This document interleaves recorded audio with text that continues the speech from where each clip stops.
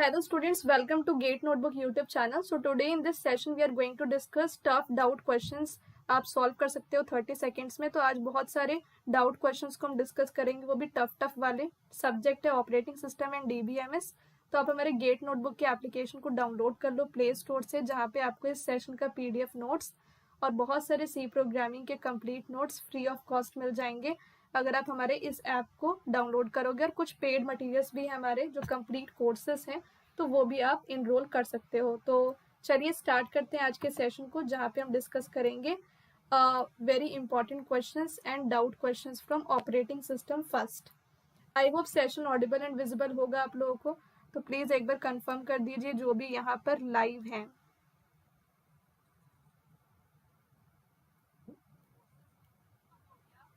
ठीक है, तो यहाँ पे फर्स्ट क्वेश्चन आप लोगों को दिख रहा होगा. Consider a cache memory which does not contain anything empty. Okay, it is of size 64 KB and size of one block is 16 KB. And the cache memory is direct mapped.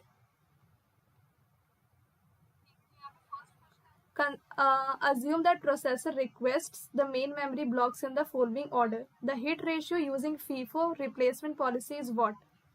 तो ये cache memory का question है. Basically इसको हम कोआ का question और operating system का question भी कह सकते हैं. कैश मेमोरी डायरेक्ट मैप्ड है, तो यहाँ पे कैश मैपिंग टेक्निक्स का ये क्वेश्चन है. तो लेट मी टेल यू कि कैश मैपिंग 1 सेकेंड. तो एक चीज़ मुझे करनी पड़ेगी यहाँ पर कि वो एक्सप्लोरर पे खुल जाए ये PDF, तो उसमें लिखने का भी ऑप्शन होता है. ठीक है, तो 1 सेकेंड आप लोग थोड़ा सा वेट कर लीजिए, ताकि मैं यहाँ पर ऑपरेटिंग सिस्टम के इस PDF को एक्सप्लोरर के हेल्प से अगर ओपन करती हूँ ना, तो we will be having pen option to write. Okay, yes, now I am able to write and I am able to teach you this question. So consider a cache memory which does not contain anything. It is of size this. तो ये cash का size आपको दे रखा है, ये block का size आपको दे रखा है. कैश मेमोरी डायरेक्ट मैप्ड है और ये आपको मेमोरी में डाला है रिक्वेस्ट, और आपको बताना है फीफो रिप्लेसमेंट पॉलिसी का क्या हिट रेशियो निकलेगा. तो फर्स्ट ऑफ ऑल अगर आपको टोटल नंबर की, देखो कैश मेमोरी जो होती है ना, वो कलेक्शन होती है ब्लॉक्स की. अब ब्लॉक्स को हम लाइंस भी कहते हैं. तो अगर मुझे पता करना हो कि टोटल कितने नंबर के ब्लॉक्स या लाइंस हैं कैश मेमोरी में, तो उसका फॉर्मूला क्या होता है कि जिस चीज़ का आप टोटल नंबर निकाल रहे हो उसका साइज होता है नीचे, तो लाइन का साइज नीचे होगा. और कैश के अंदर ये चीज़ है तो कैश का साइज ऊपर होगा. तो कैश का साइज 64 KB था और लाइन साइज को हम ब्लॉक साइज भी कहते हैं, तो ब्लॉक का साइज नीचे होगा. तो इस फॉर्मूला की हेल्प से आप देख सकते हो कि यहाँ पे टोटल नंबर के जो लाइंस निकल करके आएंगे वो कितने होंगे. KB तो कट जाएगा, और यहाँ पर 64 होता है 2 की पावर 6 और 16 होता है 2 की पावर 4, तो ये कटेगा तो 2 की पावर 2 4 आएगा. तो जस्ट आपको ये फॉर्मूला याद रखने की ज़रूरत है कि जो टोटल नंबर के लाइंस होती हैं कैश मेमोरी में, वो इक्वल होता है ब्लॉक साइज के नीचे और कैश साइज ऊपर. अब यहाँ पर ये जो फॉर्मूला बना है उससे हमें क्या पता चला कि जो टोटल नंबर की लाइंस है वो 4 है. तो हमने 0 1 2 3 लाइन करके बना दिया इस तरीके से. और अब यहाँ पे मेमोरी रिक्वेस्ट जो है वो हम देख लेते हैं. तो मेमोरी रिक्वेस्ट क्या क्या आई हुई है वो देख लेते हैं उस हिसाब से. तो 05833, तो यहाँ पे मैं लिख लेती हूँ 05833.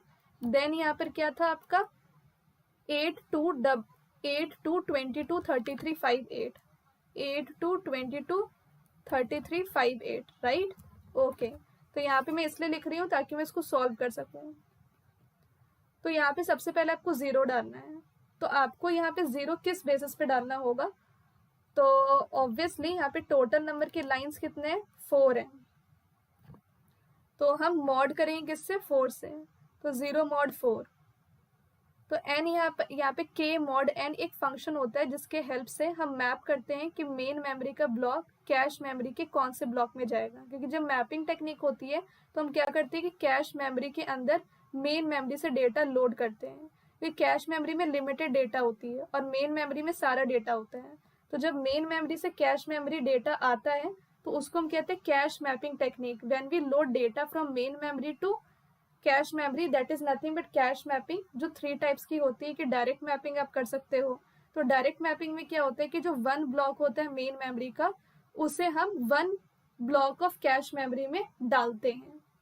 ठीक है, तो यहाँ पर इसलिए ये फंक्शन है जहाँ पे के क्या है, तो के मेन मेमोरी का ब्लॉक नंबर है, तो ये सारे क्या है, मेन मेमोरी के ब्लॉक नंबर है जिसको रिक्वेस्ट आई हुई है 22, 33, 5, 8, और इसे हमें मैप करना है to cache memory line number. तो ये कैश मेमोरी का लाइन नंबर है, तो हमें ये जानना है कि ये जो मेन मेमोरी का ब्लॉक नंबर है वो कैश मेमोरी के कौन से लाइन नंबर पे डालना है।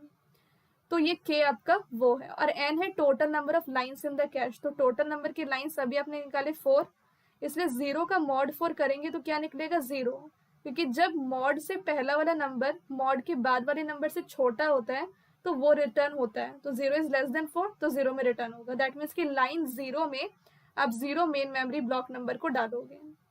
अब 5 मॉड 4, तो 5 मॉड 4 कितना होगा, तो ऑब्वियसली अगर आप 4 से 5 को डिवाइड करोगे तो रिमाइंडर क्या आएगा 1। दैट मीन्स कि लाइन 1 में आप 5 को डालोगे। 8 mod 4, 8 is completely divisible by 4, तो 0 पे डालेगा, लाइन 0 पे 8 को डाल दिया। 33 मतलब कि 0 को रिप्लेस करके, क्योंकि लाइन 0 में 0 था तो 0 को हटा करके 8 हम डालेंगे, क्योंकि फर्स्ट इन 0 हुआ था तो 0 को हटा करके आप फर्स्ट इन फर्स्ट आउट, 0 पहले आया तो उसको आउट करके फिर 8 लिखा। 33 मॉड 4 क्या होगा, तो 33 जो होता है, 1 सेकेंड इसको मैं इरेज कर देती हूँ, ये सब मैं इरेज कर देती हूँ, थोड़ा सा स्पेस हमें मिलेगा और फिर हम आंसर कर पाएंगे। ठीक है, तो आई होप आपको ये समझ में आएगा कि टोटल नंबर की लाइंस क्या है, 4 है, और वही n की वैल्यू है यहाँ पे। 0 मॉड 4 0 होगा, 5 मॉड 4 1 होगा तो लाइन 1 में डाल दिया, 8 मॉड 4 0 होगा तो 0 को हटा कर 8 डाल दिया, 33 मॉड 4 1 होगा तो 5 को हटा करके 33 डाल दिया, और नेक्स्ट है 8, तो 8 मॉड 4, तो 8 मॉड 4 क्या होता है, तो 8 ऑलरेडी है तो दिस इज हिट। तो जब कोई चीज़ पहले से होती है तो उसको हम हिट कहेंगे, क्योंकि 8 पहले से मेन मेमोरी में थी, और 0, 5, 8, 33 ये जो चारों थे वो मेन मेमोरी में पहले से नहीं थे, तो ये कैश मिस हो गया, तो मिस यहाँ पे 1 हुआ। अब आप 2 डालोगे तो 2 मॉड 4 कितना होता है, 2 मॉड 4 ऑब्वियसली 2 होगा, बिकॉज 2 इज लेस देन 4, तो 2 को आपने यहाँ डाल दिया लाइन 2 में। और 22 मॉड 4 2 होता है, तो 2 को हटा करके आप 22 डालोगे, तो ये दोनों भी क्या मेमोरी में नहीं थे, तो मिस कितना हुआ, 4 + 2 6 हो गया। फिर आपका नेक्स्ट है 33 पहले से है मेमोरी में तो 8 हिट हो गया। 5, तो 5 मॉड 4 आपको 1 देगा, तो ऑब्वियसली 33 को हटा करके 5 लिख देंगे, तो मिस हो गया टोटल 7, और 8 आपके मेमोरी में पहले से है तो हिट हो गया 3, तो टोटल हिट 3 है, टोटल में 7 है। आपको हिट रेशियो निकालना था, तो हिट रेशियो निकालने के लिए टोटल नंबर ऑफ हिट्स को ऊपर लिखते हैं और हिट प्लस मिसेस को नीचे लिखते हैं, तो 0.3 यहाँ पे हिट रेशियो आएगा, तो ऑब्वियसली यहाँ पर आपका जो आंसर है वो 0.2 जैसे कि स्टूडेंट ने लिखा तो वो गलत है, इट विल बी 0.3। तो आई होप ये क्वेश्चन आप लोग को समझ में आ गया होगा स्टूडेंट्स।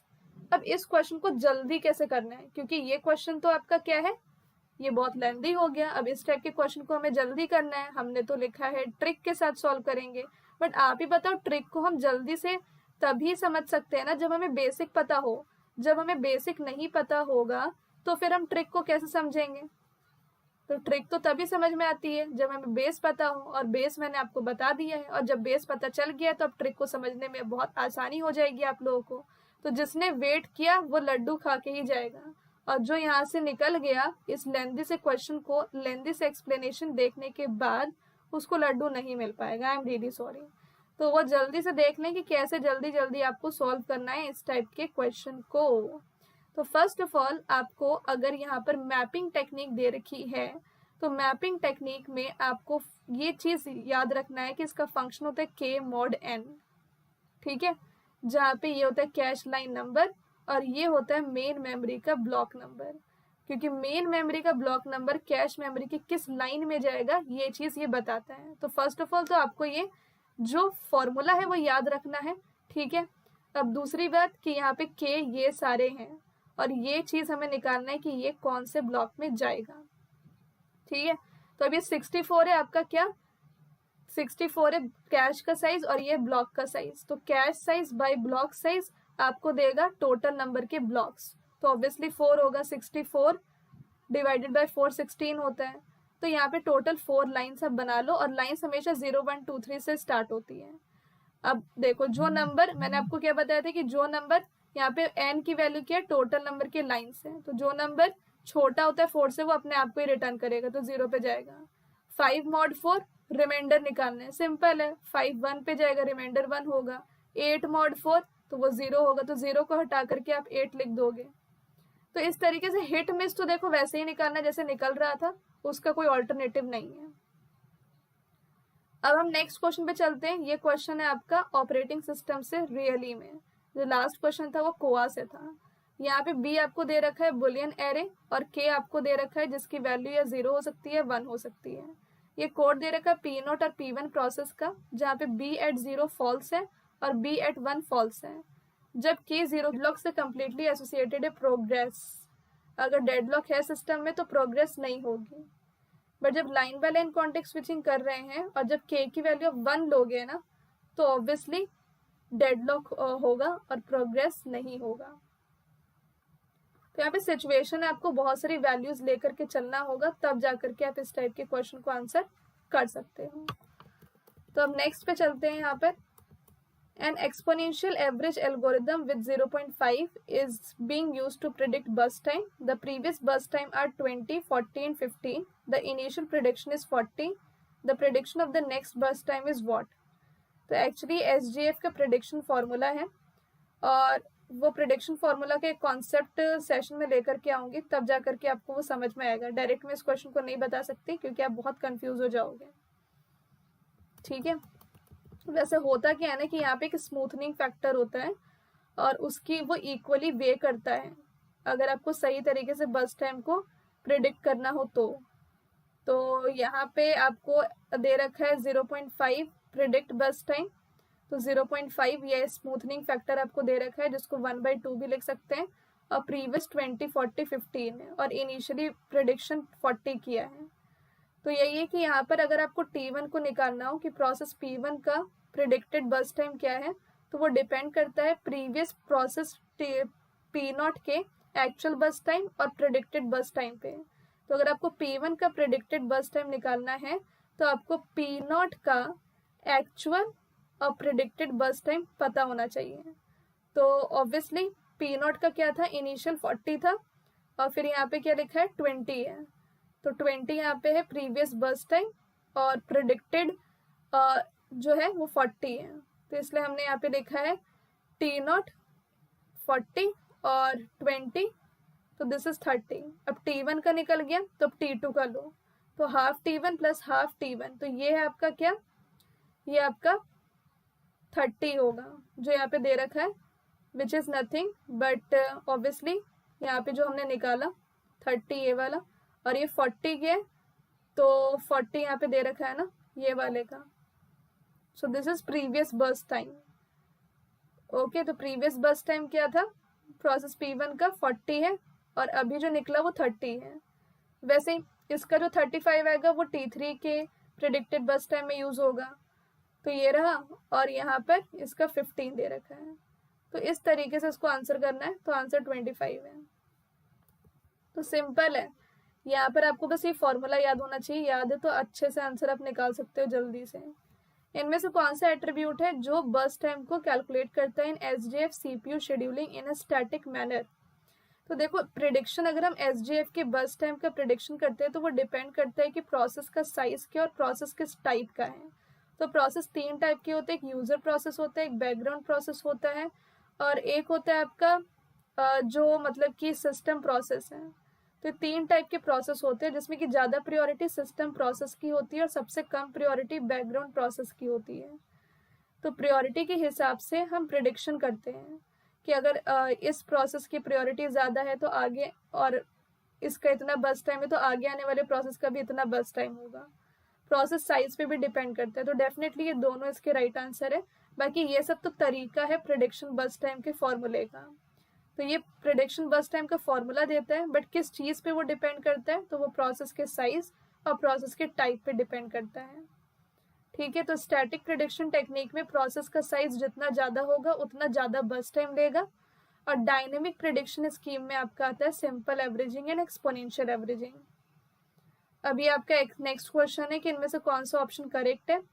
तो यहाँ पे एग्जिक एक फंक्शन होता है जो कॉलिंग मेमोरी स्पेस को रिप्लेस करता है विद अ न्यू प्रोग्राम, और वेट फंक्शन पेरेंट प्रोसेस के द्वारा कॉल होता है ताकि रेडी स्टेट पे मूव हो जाए एंड वेट करे जब तक कि चाइल्ड प्रोसेस का एग्जीक्यूशन खत्म नहीं हो जाता। तो ये स्टेटमेंट बिल्कुल सही है, बट ये फंक्शन यूज किया जाता है to get the process ID of the child, ये बिल्कुल गलत है, क्योंकि इसका काम होता है to overlay a process image that has been created by a call using fork function. उसको फोक फंक्शन के बाद हम यूज करते हैं प्रोसेस इमेज को ओवरले करने के लिए। और एग्जिट फंक्शन जो होती है वो प्रोग्राम को टर्मिनेट करती है, स्लिप मोड पे तो स्लिप फंक्शन लेकर के आती है। ये प्रोग्राम आपको दे रखा है फोक सिस्टम कॉल कर, आपसे पूछा गया कि कितनी बार यहाँ पर हेलो वर्ल्ड प्रिंट होगा। तो बेसिकली आप देख सकते हैं कि आप फोक जो है वो लॉजिकल और से सिचुएटेड है। तो आई विल सजेस्ट यू कि फोक का एक वीडियो आप मेरा देखना, क्योंकि इसका थोड़ा लॉन्ग एक्सप्लेनेशन है, तो उसमें आपको ये चीज़ क्लियर होगी। Now which of the following statement about processes is और आर नॉट फॉल्स। तो जब हम सीपीयू में प्रोसेस को एग्जीक्यूट करते हैं तो सीपीयू अपना पीसीबी खुद मतलब कि प्रोसेस अपना पीसीबी खुद मॉडिफाई करती है। नो, बिल्कुल भी नहीं। जब हम प्रोसेस को कॉन्टेक्स्ट स्विच करते हैं ना तो होता है ऐसा। Each process is allowed to access only its allocated space from memory for protection purpose. हाँ, सिर्फ अपना ही प्रोसेस सिर्फ अपना ही एलोकेटेड स्पेस को एक्सेस कर सकता है, तो ये बिल्कुल सही है। हर एक प्रोसेस के लिए कंट्रोल स्टैक होता है जो अपवर्ड सिर्फ ऑलवेज ग्रो करता है, तो ये कहना गलत है, बिकॉज अगर आपने प्रोसेस का मेमोरी स्पेस देखा है तो वहाँ पे आपने देखा होगा कि स्टैक ग्रो कर सकता है अपवर्ड, ठीक है।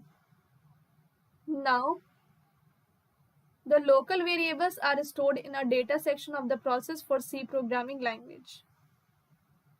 देखो, while execution in CPU, the process cannot modify its own PCB because PCB is always in control of operating system and only operating system can modify the PCB. ठीक है, जो process है वो अपना पीसीबी कभी मॉडिफाई नहीं कर सकता, क्योंकि पीसीबी हमेशा ऑपरेटिंग सिस्टम के कंट्रोल में होता है, और ऑपरेटिंग सिस्टम कभी भी अगर देखा जाए तो वही सारा काम करती है मॉडिफिकेशन वगैरह का। और ऑब्वियसली अगर आप हर एक प्रोसेस को हम अलाउ कर देंगे कि सिर्फ वो अपना स्पेस एक्सेस कर सकता है, तो वो किसी दूसरे प्रोसेस के स्पेस को भी नहीं कर पाएगा डिस्टर्ब, है ना। तो दैट इज वाई सारे प्रोसेस को एक्सेस करने के लिए दिया जाता है, तो सिर्फ उनका ही मेमोरी स्पेस, किसी दूसरे का नहीं। हर एक प्रोसेस के लिए कंट्रोल स्टैक इंप्लीमेंट होती है इन मेमोरी, जो अपवर्ड भी ग्रो कर सकती है और डाउनवर्ड भी ग्रो कर सकती है। वहां पे सिर्फ अपवर्ड लिखा था तो वो गलत है। Local variables are stored in stack section of the process.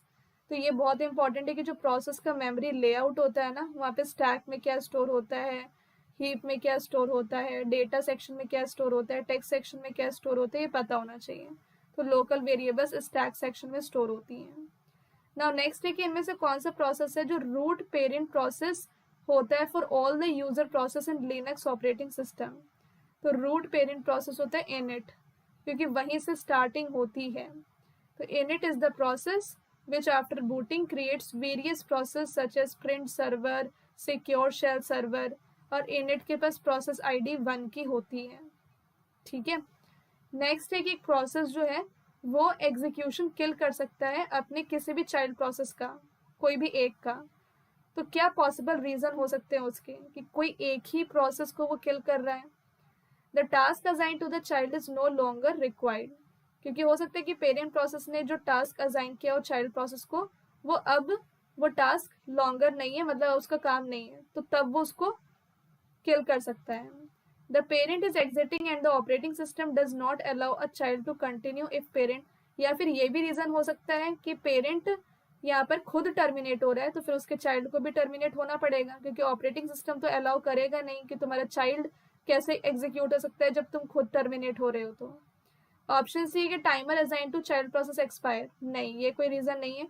Child process has exceeded its uses of some of the resources that has been allocated, या फिर ये रीजन हो सकता है कि चाइल्ड प्रोसेस को कोई ऐसा रिसोर्स मिला है जिसका उसने बहुत ज़्यादा ही यूज़ कर लिया है, और जितना उसको एलोकेट किया गया था उससे भी ज़्यादा, तो उस केस में हम चाइल्ड प्रोसेस को किल कर देते हैं। तो ये बहुत इंपॉर्टेंट है।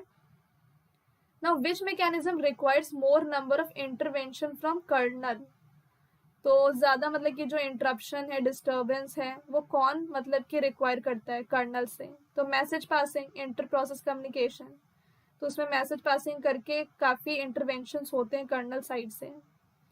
ठीक है, तो message passing is suited for small amount of data as it is implemented using system call for each data takes place. तो यहाँ पे क्या होता है कि जो भी मतलब कि डेटा आता है उसको वो एक तरीके से इम्प्लीमेंट करता है सिस्टम कॉल से, और जो शेयर्ड मेमोरी होती है उसको कर्नल की जरूरत पड़ती है ताकि वो शेयर्ड स्पेस को सिर्फ इस्टेब्लिश कर सके। तो शेयर्ड स्पेस के लिए शेयर्ड मेमोरी को कर्नल की रिक्वायरमेंट होती है, बाकी मैसेज पासिंग तो सिस्टम कॉल से ही हो जाता है। नेक्स्ट है कि number of child process created by the following code. Again, I would recommend you to go and just watch the folk system call classes. Which of the following method can be used to prevent parent process from creating many child process? अब एक parent process है, उसको बोल रहा है कि नहीं तो हमने 100 चाइल्ड प्रोसेस क्रिएट नहीं कर सकते, तो कौन सा मेथड जो है वो इस चीज को प्रिवेंट करता है? तो setting parameter fork disabled value to 1, no. restricting a child process to have a subset of parent process resources, ये एक ऐसा मेथड है जहाँ पे हम किसी एक चाइल्ड प्रोसेस को रेस्ट्रिक्ट कर देंगे कि हाँ तुम्हारे पास रिसोर्सेस नहीं हो सकते हैं।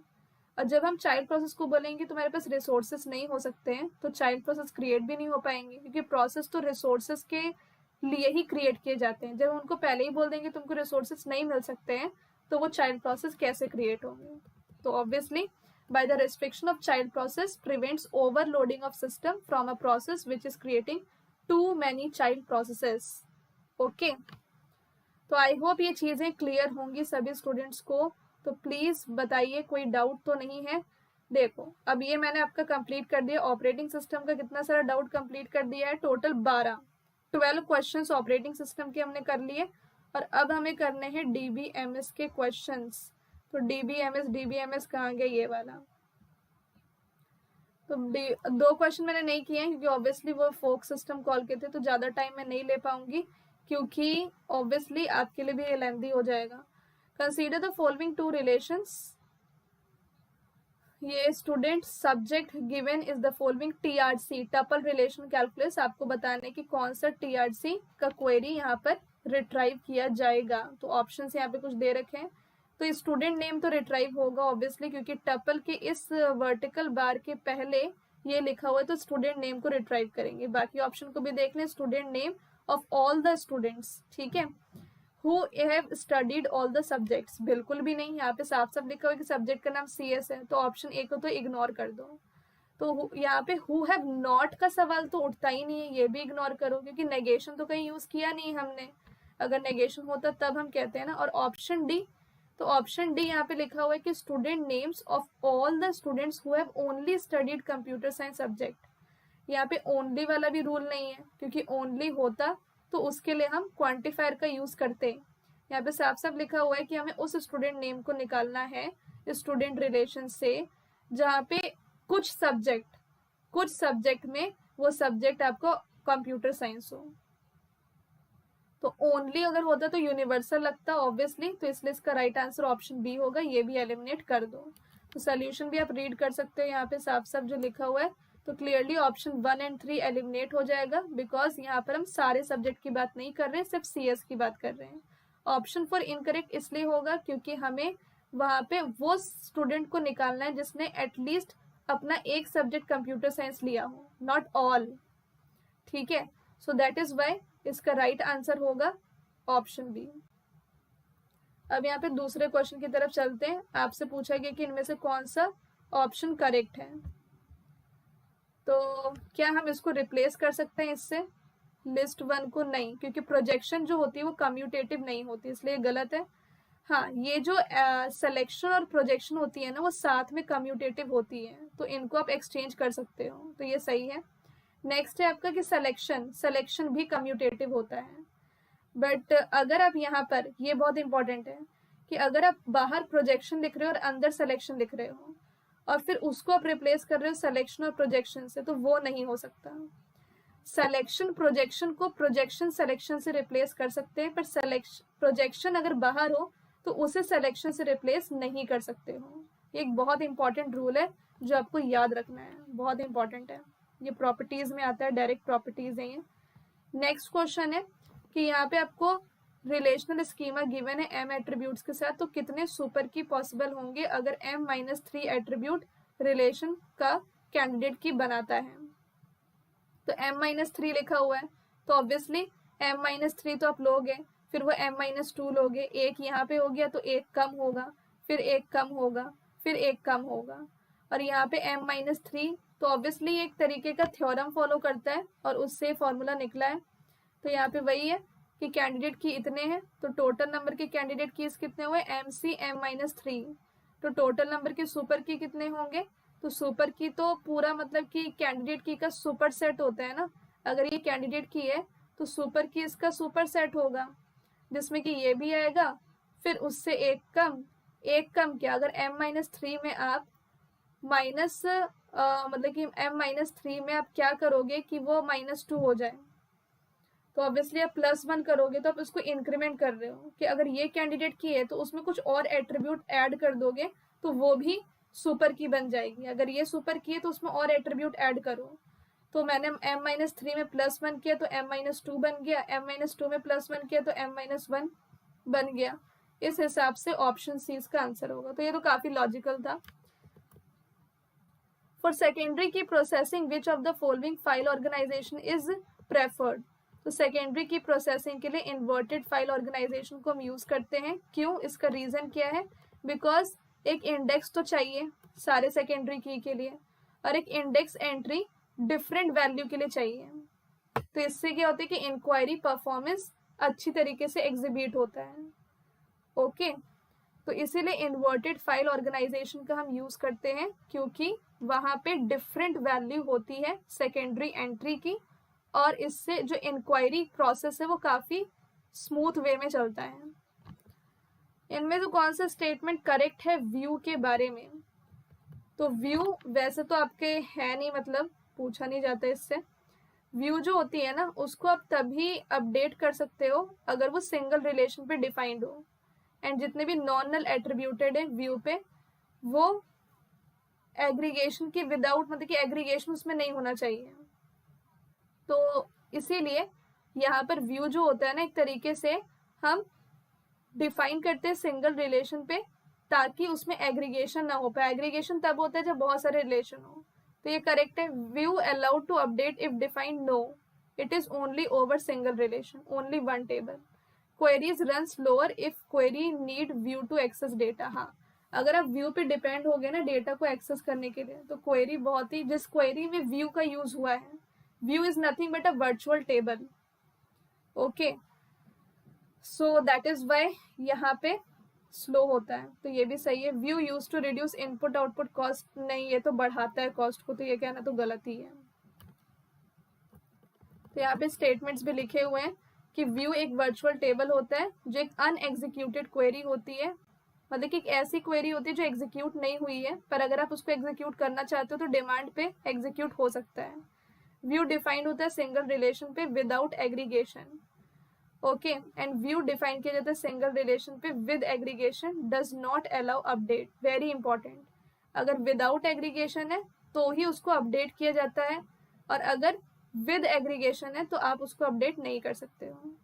व्यू जो मल्टीपल टेबल पे डिफाइन होता है उसमें अपडेशन अलाउड नहीं होती है। अपडेशन तभी अलाउड होती है जब सिंगल रिलेशन पे हो और विदाउट एग्रीगेशन हो। अब नेक्स्ट क्वेश्चन है आपका, एम्प्लॉयर डिपेंडेंट दो रिलेशन आपको दे रखे हैं और आपसे पूछा गया है कि इसमें कितने टोटल नंबर के टपल्स रिटर्न होंगे। तो ये तो सारे एम्प्लॉय आईडी को ले लेगा एम्प्लॉय के, ठीक है, तो 4 हो गया, माइनस ये उन एम्प्लॉय आईडी को लेगा जिसका E I D D E I D के इक्वल हो, तो ये तो 4 गया यहाँ से क्योंकि 4 यहाँ पे तो नहीं दिख रहा, एंड डी का एज जो है वो ई के एज से कम हो, तो डी का एज है 15, हाँ तो 15 कम है 20 से, 21 लेस देन इक्वल टू भी हो सकता है 23, तो ऑब्वियसली 23 25 से तो छोटा है ना, और 21 जो है और 23 यस, तो यहाँ पे प्रोजेक्शन है तो 23 को आप एक ही बार काउंट करोगे और 21 यहाँ पे छोटा है आपका 25 से, 15 भी छोटा है 20 से, तो तीनों रिटर्न होंगे, कोई ना कोई किसी न किसी की एज से छोटा है। सो दैट इज वाई 3 इसका राइट आंसर होगा। Total 3 tuples. Database file consist of 1250 records. Block जो है वो या तो 3 रिकॉर्ड्स को हैंडल कर सकती है या तो इतना। तो मैक्सिमम कितना लेवल होगा इंडेक्स का जो B+ ट्री रिक्वायर करती है। तो यहाँ पे आप देख सकते हो कि स्पार्स इंडेक्स दे रखा है और नंबर ऑफ ब्लॉक्स कितने होंगे। तो नंबर ऑफ ब्लॉक्स को निकालने के लिए आप टोटल नंबर के रिकॉर्ड्स को ऊपर लिखोगे और जो ब्लॉक है उसका साइज जो है उसको नीचे लिखोगे। तो जब भी किसी भी चीज का टोटल नंबर निकालते हैं तो उसका साइज नीचे लिखते हैं और ब्लॉक रिकॉर्ड से बनता है तो रिकॉर्ड्स को ऊपर लिखेंगे। तो ये सिंपल मतलब कि लॉजिक है। टोटल नंबर ऑफ ब्लॉक्स, तो ब्लॉक का साइज नीचे होगा और ब्लॉक सेशन में देख लेंगे फिर। काफी सारे क्वेश्चन है। Minimum number of tables required for the diagram, तो आप देख लो इसमें भी इसमें है मैनी 1 to मैनी कार्डिनलिटी और इसमें है 1 to मैनी कार्डिनलिटी दोनों में, और यहाँ पे भी 1 to मैनी कार्डिनलिटी। तो मैनी साइड पे मर्ज होता है, यहाँ पे भी क्या होगा मैनी साइड पे मर्ज होगा। तो ये तीनों वैसे एक में ही आ जाएंगे और इसके 2 टेबल बनेंगे क्योंकि एक मल्टी वैल्यूड एट्रीब्यूट भी है, इसका एक टेबल बनेगा और बाकी बचा ये, तो इसका एक टेबल और इसका एक टेबल। तो 1 2 3 4 5। Okay, one more is there, 1 second. 1 to 1 है तो 1 table, 2 table, 3 4 5। 1 is okay, multi valued यहाँ पे 3 बनेगा क्योंकि मर्ज 2 रिलेशन से हो रहा है ना, दैट इज वे 3 होगा। सो दैट वे इसका आंसर 6 आना चाहिए एंड ये 6 भी है। तो जब यहाँ पर मल्टी वैल्यूड एट्रीब्यूट हो ना एंटिटी में और 2 रिलेशन आ रहे हो, 2 रिलेशन में मर्ज हो रहा है तो उस हिसाब से वो 3 टेबल्स लेगा। अगर एक रिलेशन में मर्ज हो रहा होता तो 2 लेते हैं। तो 6 इसका आंसर है। बाकी इस टाइप के जो क्वेश्चन है वो हम नेक्स्ट सेशन में कर लेंगे। तो यहाँ पे कास्केडिंग अबाउट देखो दे भी रखा है कि राइट के बाद अगर रीड कर रहे हो, राइट के बाद अगर रीड कर रहे हो तो उस केस में प्रॉब्लम होती है। राइट के बाद अगर रीड कर रहे हो दैट वे, एरो से दे भी रखा है। चलो ठीक है, आज के सेशन को यहीं पे ओवर करते हैं। Thank you. And one more thing कि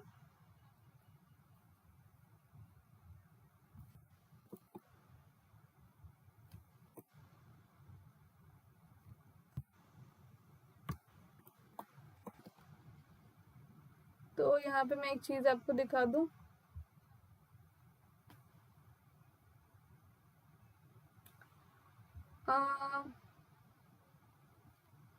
वन सेकेंड।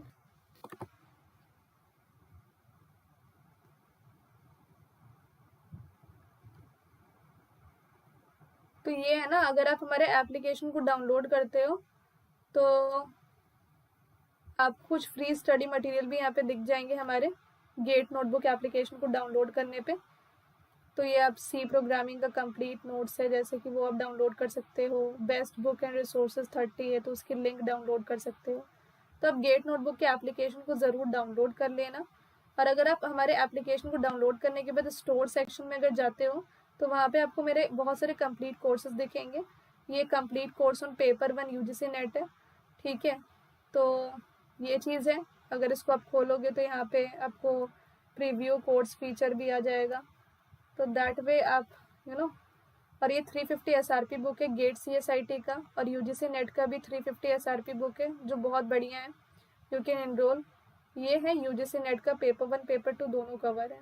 ये अचीवर्स बैच है, कंप्लीट पैकेज सबसे बढ़िया ये है जिसमें कि हमारे सारे कंप्लीट कोर्सेज हैं। तो आप देख सकते हो वो भी और एनरोल कर सकते हो, ठीक है। Thank you so much.